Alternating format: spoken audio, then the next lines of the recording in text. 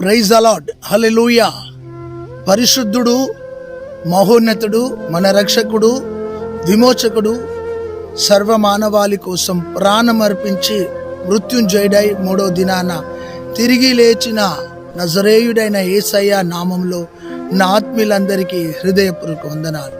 ఆత్మీయులారా, మేడగది సహవాసం అనే YouTube channel ద్వారా ప్రతిరోజు కొద్ది నిమిషాలు దేవుని శక్తి కలిగిన వాక్యాన్ని మీకు అందించడానికి పరిశుద్ధ ఆత్మదేవుడు నాకు చూపిన కృపను బట్టి దేవునికి స్తోత్రం. నేటి మన దైవ సందేశం యవనస్తుడైన ధనవంతుడు.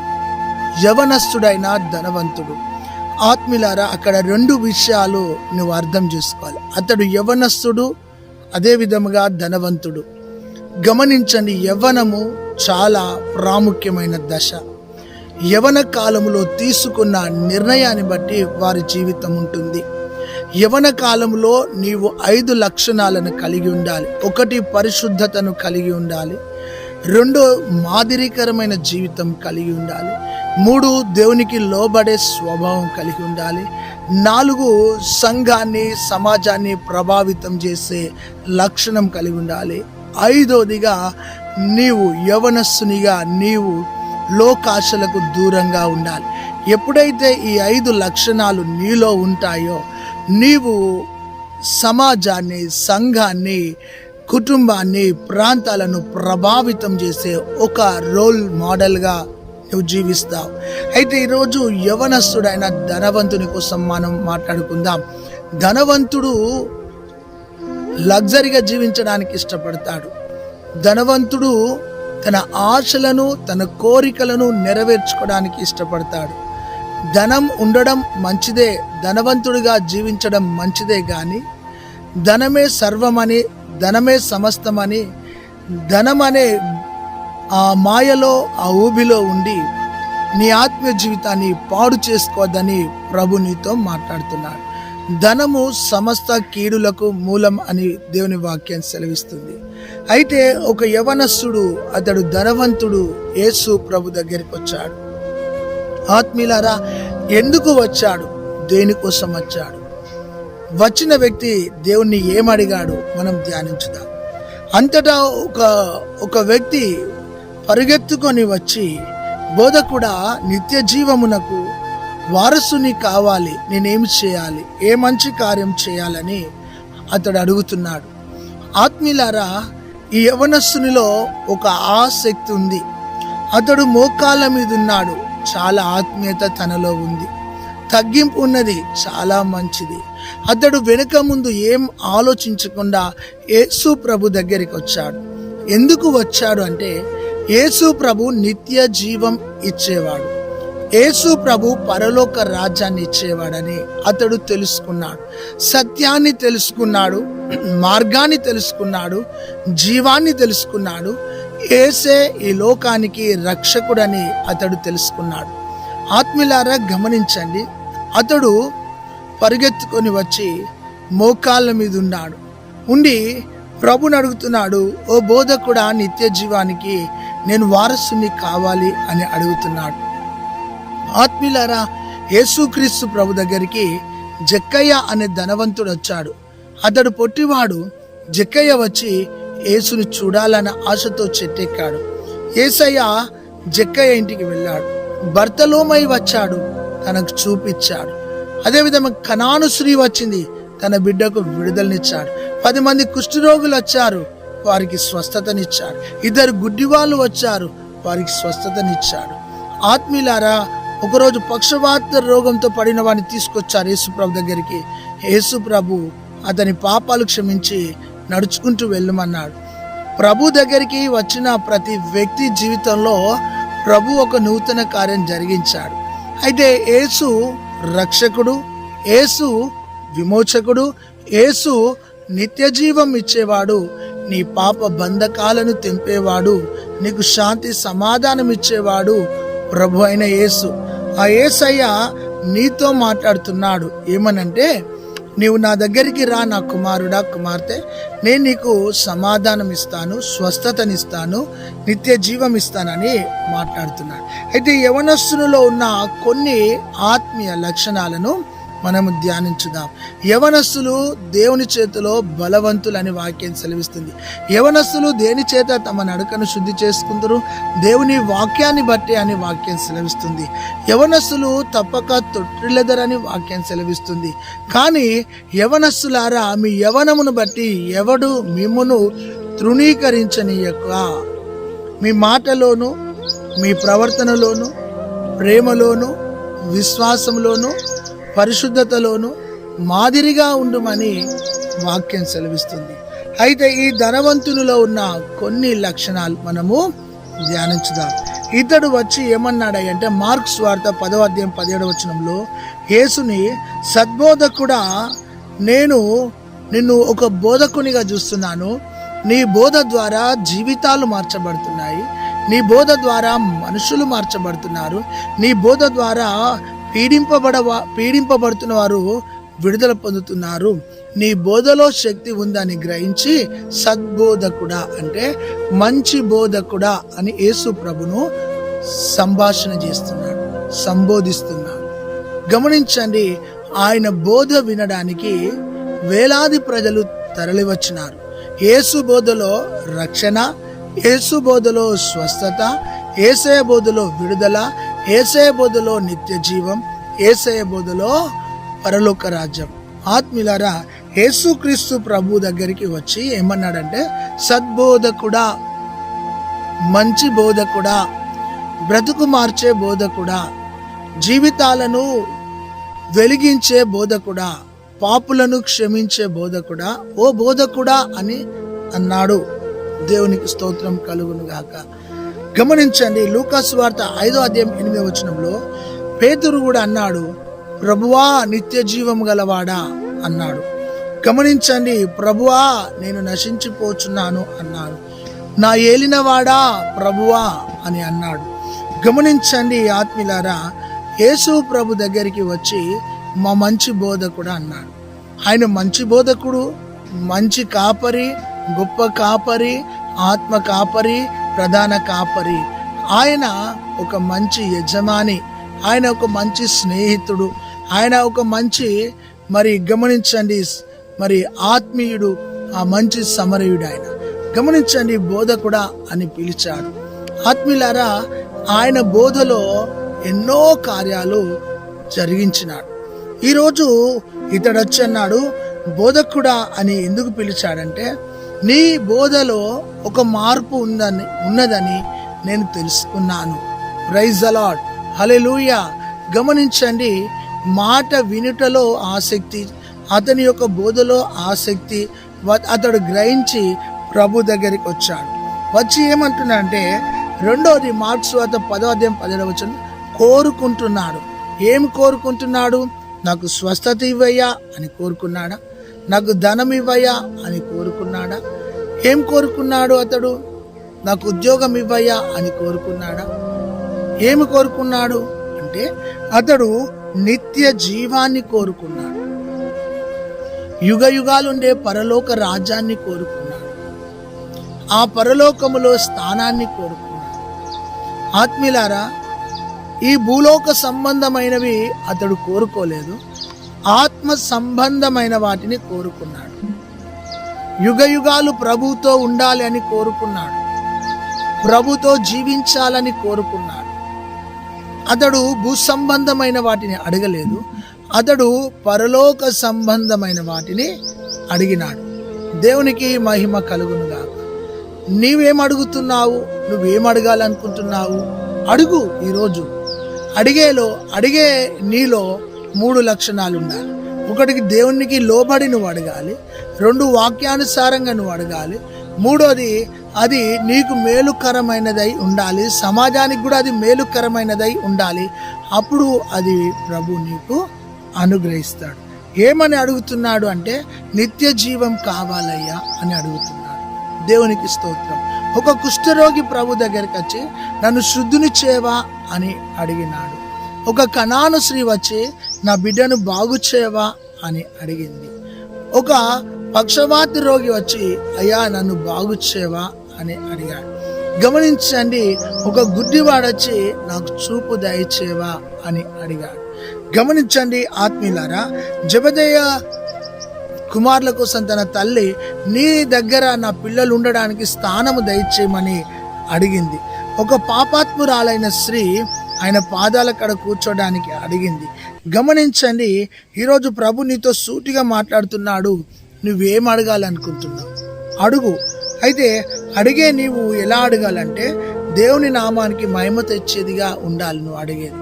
అయితే నీకు ఇష్టమైంది అడగడం మంచిదే, కానీ నీ ఇష్టంలో దేవుని చిత్తం ఉందా అని గ్రహించి నువ్వు ప్రభువును అడగాలని ప్రభు నీతో మాట్లాడుతున్నాడు. దేవునికి మహిమ కలుగునుగాక. అతడు నిత్య జీవాన్ని అడిగినాడు. దేవునికి స్తోత్రం కలుగునుగాక. నువ్వేం అడగాలనుకుంటున్నావు? ఈ యొక్క సమయంలో మోకాళ్ళ మీదుండి నువ్వు అడుగు, నా ప్రభు నీకు అనుగ్రహించబోతున్నాడు. దేవునికి స్తోత్రం కలుగునుగాక. ఒక వ్యక్తి నిత్య జీవం కావాలి అన్నాడు. ఒక వ్యక్తి విశ్వాసం ద్వారా నాకు స్వస్థత కావాలి అని అడిగినాడు. ఈ వాక్యం వింటున్న నా ఆత్మీయ సహోదరి సహోదరుడా, నీవేమి అడగాలనుకుంటున్నావో నీ హృదయాన్ని తెరిచి అడుగు. హిజ్కియా మరణకరమైన రోగంతో ఉన్నప్పుడు నాకు ఆయుష్ నీయ్యా, నన్ను స్వస్థపరచయ్యా అని అడిగినాడు. పేతురు మునిగిపోతుండగా ప్రభువా నన్ను రక్షించవా అని అడిగినాడు. ఈరోజు నువ్వు రక్షణను అడుగు. ఈరోజు నువ్వు స్వస్థతను అడుగు. ఈరోజు నువ్వు విడుదలను అడుగు. ఈరోజు నీ ఆత్మ జీవితంలో అభిషేకాన్ని అడుగు. నువ్వు అడిగింది నా ప్రభువు తప్పకుండా నీకు అనుగ్రహిస్తాడు. ఒకవేళ సమాధానం లేదా, సమాధానం అడుగు. నీ కుటుంబంలో నెమ్మది లేదా, నెమ్మదిని అడుగు. ఒకవేళ నీ జీవితంలో ఓడిపోతున్నావా, విజయాన్ని అడుగు. నువ్వు ఏది అడగాలనుకుంటున్నావో ప్రభును అడుగు సహోదరుడా. అయితే అతడు వచ్చి అడిగాడు. అడిగితే నా ప్రభువు అతన్ని ఏమన్నాడంటే, నేనేం చేయాలి నీకు అని ప్రభు అడిగాడు. అయితే నాకు నిత్య జీవం కావాలి ప్రభు అని ఈ యవనస్తుడు అడిగాడు. ధనవంతుడైన యవనస్తుడు అడిగాడు. చాలా మంచిదే, ఆసక్తి ఉన్నది యవనస్తుల్లో, వాక్యానుసారమైన జీవితం ఉన్నది యవనస్తుల్లో. అయితే దేవుడు అడుగుతున్నాడు, నేనేం చేయాలి అన్నప్పుడు నాకు నిత్య జీవం కావాలి అని మరొకసారి అడిగినప్పుడు యేసు అతన్ని ప్రేమించినాడంట. దేవునికి స్తోత్రం కలుగును గాక. ఆయన ప్రతి వ్యక్తిని ప్రేమించేవాడు. ఎంత ఘోర పాపినైనా ప్రేమించేవాడు. ఎంత పాడైన స్థితిలో ఉన్న ఆ మానవుని ప్రేమించేవాడు. గమనించండి, ఆయన ప్రేమ శాశ్వత కాలముండును. ఆయన ప్రేమ ఎడబాయనిది. ఆయన ప్రేమ ముదిమి వరకు నిన్ను ఎత్తుకునేది. ఆయన ప్రేమ నిన్న నేడు రేపు ఏకరీతిగా ఉండేది. ఆయన ప్రేమలో స్వార్థం లేదు. ఆయన ప్రేమలో డంబము లేదు. ఆయన ప్రేమ నీ కొరకు నా కొరకు కలువరి శిలువలో మరణించిన ప్రేమ. ఇర్మియా గ్రంథం 31:3 శాశ్వతమైన ప్రేమ అని వాక్యం సెలవిస్తుంది. ఆత్మీయులారా, అతన్ని ప్రేమించినాడంట. దేవునికి స్తోత్రం. నా ప్రభువు శత్రువులను ప్రేమించేవాడు. నా ప్రభువు దూరస్తులను ప్రేమించేవాడు. నా ప్రభువు పాపులను ప్రేమించేవాడు. నా ప్రభువు బలహీనులను ప్రేమించేవాడు. నా ప్రభు ఈరోజు నీతో చెప్తున్నాడు, నేను నిన్ను ప్రేమిస్తున్నాను అని చెప్తున్నాడు. నేను నిన్ను కోరుకున్నానని చెప్తున్నాడు. ఆ ప్రేమకుడు, ఆ ఉన్నతమైన ప్రేమామయుడైన యేసు ప్రభు 2000 సంవత్సరాల క్రితం సర్వ మానవాళి కోసం ప్రాణమిచ్చి తన ప్రేమను రుజువు చేసుకున్నాడు. దేవునికి స్తోత్రం కలుగునుగాక. అతన్ని ప్రేమించి అతనికి నీకొకటి కొదవగా ఉన్నదని చెప్తున్నాడు. అతని వైపు చూచాడు. అతని ఆసక్తి బాగుంది. తనలో ఉజ్జీవము, అతనిలో ఉన్న మోకాళ్ళ ఆ తగ్గింపు చాలా బాగుంది. యేసు అతని వైపు చూచాడు. దేవునికి స్తోత్రం. అతని వైపు చూడడం అంటే ఏంటంటే అతని హృదయాన్ని చూచాడు, అతని మనస్సును చూచాడు, అతని తలంపులను చూచాడు, అతని జీవిత రహస్యాన్ని చూచాడు. అసలు ఇతడు నన్ను ఎందుకు వెంబడిస్తున్నాడు అని యేసు ప్రభు అతనిని చూచి, నా సహోదరి సహోదరుడా, ఆయన నిన్ను చూచేవాడై ఉన్నాడు. నీ విశ్వాసాన్ని చూచేవాడు, నీ హృదయాన్ని చూచేవాడు, నీ స్థితిని చూచేవాడు, నీ మనసును చూచేవాడు, నీ కన్నీటిని చూచేవాడు, నీ రోగాన్ని చూచేవాడు, నువ్వు పడిన స్థితిలో నిన్ను చూచేవాడు, నీ ఒంటరి స్థితిని ఆయన చూచేవాడు, నీ కాలి దోణెను చూచేవాడు, నీ కష్టాన్ని చూచేవాడు, నీ కన్నీళ్లను చూచేవాడు, నీ పోరాటాన్ని చూచేవాడు. నువ్వు ఏ స్థితిలో ఉన్నావో నీ స్థితిని చూచేవాడు ఆయన. యేసు అతని వైపు చూచి ఆయన హృదయాలను చూచేవాడై ఉన్నాడు. అయితే ఆత్మీయులారా, సీమోను పేతురు వైపు చూచాడు, యేసు ప్రభు జక్కయ్య వైపు చూచాడు, యేసు ప్రభు వారి కాలి దోణెలను చూచాడు. ఈరోజు నా యేసు ప్రభు నీ వైపు చూస్తున్నాడు, నీ వైపే చూస్తున్నాడు. నువ్వు ఏ స్థితిలో ఉన్నావో నీ స్థితిని ఆయన చూస్తున్నాడు. అతన్ని ప్రేమించి ఆ యవనస్తునితో అంటున్నాడు, నీకొకటి కొదువై ఉన్నది అన్నాడు. ఆయన ప్రేమ ఉన్నతమైంది. ఆయన రోగగ్రస్తుడైన లాజర్ను ప్రేమించాడు, ఆయన తన శిష్యులను ప్రేమించాడు, ఆయన లోకాన్ని ప్రేమించాడు, ఆయన మనల్ని మొదటగా ప్రేమించాడు, ఆయన తన రక్తము కార్చినంతగా మనల్ని ప్రేమించాడు. అయితే ఆ ప్రేమను ఒకవేళ నీవు నిర్లక్ష్యం చేయుచున్నావేమో, యేసు ప్రభు ప్రేమను నీవు కాళ్ళదన్నుతున్నావేమో, యేసు ప్రభు ప్రేమను నీవు రిజెక్ట్ చేస్తున్నావేమో. నిన్ను ప్రేమిస్తున్నాను అని చెప్తున్నాడు ఆయన. ఈ లోకంలో నిన్ను ఎవరు ప్రేమించినా ప్రేమించకపోయినా నా ప్రభు నిన్ను ప్రేమిస్తున్నాను అని చెప్తున్నాడు. ఆ ప్రేమామయుని దగ్గరికి వస్తే ఆ ప్రేమ ద్వారా నిన్ను ఆదరిస్తాడు, నిన్ను ఓదారుస్తాడు. ప్రేమించి ఏమన్నాడంటే, నాయన సహోదరుడా, ధనవంతుడా, నీకు ఒక్కటి కొదువైనది, ఒక్కటి నీకు కొదువైనది, ఒక్కటి నీకు కొదువైనది. ఏమిటి ఆ ఒక్కటి కొదువైనది? ఆత్మీయులారా గమనించండి, ఆ ఒక్కటి ఏమిటో మనము ధ్యానించుదాం. అతనికి ధనముంది, తన మనసు తన ధనం మీద ఉంది. మనసేమో ఇంటి దగ్గర, మనుషేమో యేసు దగ్గర, తన మాటేమో నిత్య జీవం కావాలని. గమనించండి, అవసరమైంది ఒక్కటే. ఏమిటి? గమనించు, నీ ధనమును అమ్మి పేదలకిచ్చి, నీ ఆస్తిని అమ్మి పేదలకిచ్చి నీవు నన్ను వెంబడించు అన్నాడు. యేసయ్య అన్న గొప్ప మాట ఏంటంటే, నీ మనసు ధనము మీద ఉన్నది బిడ్డ, నీ మనసు నీ ఆస్తి మీద ఉన్నది బిడ్డ, నీ మనసు నీ ప్రాపర్టీ మీద ఉన్నది బిడ్డ. మనసు ఒక కాడు ఉన్నది, నువ్వొక కాడున్నావు. నువ్వు నన్ను వెంబడించాలి అనుకుంటే ఒకటే మాట. ఏమిటి ఆ మాట అంటే, నువ్వు నన్ను వెంబడించాలి అనుకుంటున్నావు కదా, నీది సమస్తము అమ్మి పేదలకు ఇచ్చి నన్ను వెంబడించు అన్నాడు. లూకా సువార్త 10వ అధ్యాయం 42వ వచనంలో యేసు ప్రభు అన్నాడు, అవసరమైంది ఒక్కటే అన్నాడు. యోహాను సువార్త 6:7లో అక్షయమైన ఆహారం కొరకు కష్టపడండి, అది ఒక్కటే నీకు కావాలి అన్నాడు. అంతేకాదు యోహాను సువార్త 9:25లో నేను ఒకటి మాత్రము ఎరుగుదును అన్నాడు. అంతేకాదు కీర్తన 27:4లో దావీదు అన్నాడు, ఒక్క వరము నేను అడిగి తినే అన్నాడు. మార్కు సువార్త 10:21లో ఒకటి కొదవగా ఉన్నది అన్నాడు.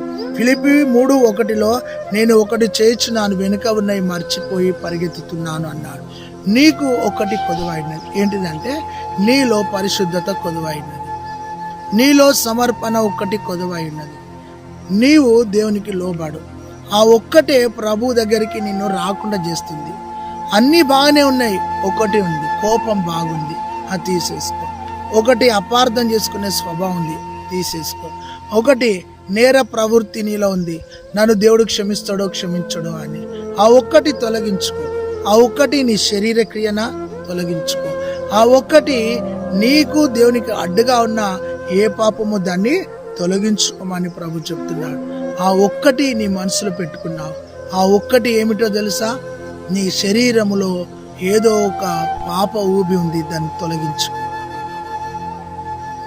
నీవు కుటుంబానికి, సంఘానికి ఒక తీరు కనబడుతూ, నీవు వ్యక్తిగతంగా నీవు ఒక తీరుగా నువ్వు లోకంలో పాపంలో ఉన్నావు. ఆ ఒక్కటి తొలగించుకో. ఆ ఒక్కటి నీకు సమాధానం లేకుండా, ఆ ఒక్కటే నీ కుటుంబంలో నెమ్మది లేకుండా, ఆ ఒక్కటే నీ జీవితంలో చీడ పురుగుగా ఉందేమో, ఆ ఒక్క పాపాన్ని తొలగించుకో, ఆ ఒక్క హేయక్రియను తొలగించుకో, నువ్వు దీవించబడతావు. ప్రభు చెప్తున్నాడు ఏమని, నీకొకటి కొదువైనది కొడుక, ఆ ఒక్కదాన్ని నువ్వు తొలగించుకో అని ప్రభు చెప్పినాడు. హల్లెలూయా. ధనమును అమ్మి బీదలకిచ్చి నన్ను వెంబడించుమని ఆ ఆస్తి గలవాని చెప్పగా, ఆ మాట విని వాడు వ్యసనపడి తన ముఖమును చిన్నబుచ్చుకొని వెళ్ళిపోయాడు. అతడు దేనికోసం వచ్చాడు? నిత్య జీవం కోసం వచ్చాడు. మరి పొందుకున్నాడా అంటే పొందుకోలే. గమనించండి, మారు మనసు వద్దు, క్షమాపణ వద్దు, యేసుని వెంబడించుట వద్దు, లోకాన్ని విడిచిపెట్టడం వద్దు, కానీ నిత్య జీవం కావాలనుకున్నాడు. ఆత్మీయులారా గమనించండి, నిత్య జీవం కావాలంటే నిన్ను వెనుకకు లాగే వాటిని విడిచిపెట్టు అన్నాడు. నీకు ధనముందే, ఆ ధనము ద్వారా నువ్వు లోకానుసారంగా జీవిస్తున్నావు, దాన్ని విడిచి నన్ను వెంబడించు అన్నగానే అతడు వ్యసన పడ్డాడు, తన ముఖము చిన్నబుచ్చుకున్నాడు, అతడు వెళ్ళిపోయాడు. గమనించండి, యేసయ్య బోధ హృదయాలను మార్చేది. ఆయన మతాన్ని స్థాపించడానికి రాలే, మానవుని జీవితాలను వెలిగించడానికి వచ్చాడు. యేసు ప్రభు అన్న మాట అతనికి అర్థం కాలేదా? అర్థమైంది, కానీ నాకు ధనమే శాశ్వతం అనుకొని వెళ్ళాడు. ఈరోజు ఈ వాక్యం వింటున్న నా ప్రియమైన సహోదరి సహోదరుడా, నీ ధనమే నీకు శాశ్వతం అనుకుంటున్నావా? నీ అందమే నీకు శాశ్వతం అనుకుంటున్నావా? నీ ఉద్యోగమే నీకు శాశ్వతం అనుకుంటున్నావా? నీ ఇల్లే నీకు శాశ్వతం అనుకుంటున్నావా? ఈ లోకములో శాశ్వతమైంది ఏదీ లేదు. అయితే ధనాన్ని బట్టి విర్రవీగి, ఆస్తిని బట్టి అతడు వ్యసనపడి వెళ్ళిపోయాడు. ఈరోజు ఈ వాక్యం నేను దర్శిస్తుంది. నేను సరిచేసే బోధ నీకు వినబడ్డప్పుడు ఈ బోధకుడు మంచివాడు కాదు అని నువ్వు అనకు. యేసు ప్రభు తనను సరిచేశాడు, తన హృదయాన్ని సరిచేశాడు, తను సరిచేసుకోలేకపోయాడు. తన జీవితాన్ని సరిచేయాలనుకున్నాడు, అతడు సరిచేసుకోలేకపోయాడు. ఈరోజు ఈ వాక్యం వింటున్న ప్రియమైన సహోదరి, నీ ఇంటిని సరిచేసుకో అని చెప్తున్నాడు, నీ మనసును సరిచేసుకో అని చెప్తున్నాడు, నీ జీవితాన్ని ప్రభు సరిచేసుకోమని చెప్తున్నాడు. అయితే నీ ఇంటిని సరిచేసుకోకుండా, నీ ఆత్మ జీవితాన్ని సరిచేసుకోకుండా ఆ ఒక్క పాపం నిన్ను వెంబడిస్తుంది. ఆ ఒక్క పాపానికి నువ్వు బానిసయ్యావు. ఆ ఒక్క పాపమే నీ శరీర కోరిక కావచ్చు, ఆ ఒక్క పాపమే నీ విగ్రహారాధన కావచ్చు, ఆ ఒక్క పాపమే నీలో ఏదో పనికిరాంది ఉన్నదేమో, ఆ త్రాగుడే కావచ్చు, లేదా జూదమే కావచ్చు, లేదా మద్యపానమే కావచ్చు, లేదా పోకిరి చేష్టలే కావచ్చు. ఆ ఒక్కటి నువ్వు గ్రహించి దాన్ని నువ్వు విడిచిపెడితే సమాధానంగా నువ్వు జీవిస్తావు, నెమ్మదిగా నువ్వు జీవిస్తావు. ఆత్మీయులారా గమనించండి, అతడు వ్యసన పడుతూ ముఖం చిన్నబుచ్చుకొని యేసు ప్రభుని విడిచిపెట్టి వెళ్ళిపోయాడు. గమనించండి, ఎందుకు అతడు తొందరపడి వెళ్ళిపోయాడంటే నాకు ధనమే శాశ్వతం అనుకున్నాడు. ఈరోజు నిన్ను ప్రభు అడుగుతున్నాడు, నీవు కూడా ఏది శాశ్వతం అనుకుంటున్నావు? బలము, ధనము శాశ్వతం అనుకుంటున్నావా? అందము, ఆస్తి, ప్రాపర్టీ శాశ్వతం అనుకుంటున్నావా? ఏది నీకు శాశ్వతం కాదు. ఈ లోకంలో నువ్వు ఒక యాత్రికుడవు, ఒక పరదేశివి. మనకంటూ శాశ్వతమైన లోకం పరలోకం. ఆ పరలోకం చేరాలంటే నీకున్నవి విడిచిపెట్టి, నీకు దేవునికి అడ్డుగా ఉన్నవి విడిచిపెట్టి యేసు ప్రభును నువ్వు వెంబడిస్తే ఆయన తప్పకుండా నీకు పరలోక రాజ్యాన్ని, నిత్య జీవాన్ని నీకు అనుగ్రహిస్తాడు. ఆ నిత్య జీవంలో నీవు నీ కుటుంబం ఉండాలని ఆశిస్తూ నా మాటలు ముగిస్తున్నాను. ఆ ఒక్కటి తొలగించుకో. దేవుడు నిన్ను దీవించును గాక. ఆమేన్. పరిశుద్ధుడా, ఈ వాక్యాన్ని నీరు కట్టి ఫలింపచేసి నీ నామాన్ని గణపరుచుకోమని సహాయం చేయమని యేసు నామంలో ప్రార్థించి పొంది నామ తండ్రి. ఆమేన్. తండ్రి, కుమార, పరిశుద్ధాత్మ త్రియేక దేవుని ప్రేమ, కృప, సమాధానం సదాకాలం మన కుటుంబాలకు ఆయన కృప తోడైండును గాక. Amen. God bless you. Praise the Lord. ఆశ ఉంది, ఆసక్తి ఉంది, మోకాళ్ళ మీద ఉన్నాడు, కానీ ఒకటి కొదువైందని యేసు ప్రభు ఆ ఒక్కదాన్ని సరి చేసుకోమంటే అతడు యేసు ప్రభును విడిచిపెట్టి మరలా లోకంలోనికి వెళ్ళిపోయాడు. సరిచేసే బోధ నీ చెవుల పడ్డప్పుడు నీ జీవితాన్ని, నీ కుటుంబాన్ని, నీ ఆత్మీయతను సరి చేసుకొని ఒక మాదిరికరమైన వ్యక్తిగా జీవించాలని కోరుతూ నా మాటలు ముగిస్తున్నాను. God bless you. Praise the lord.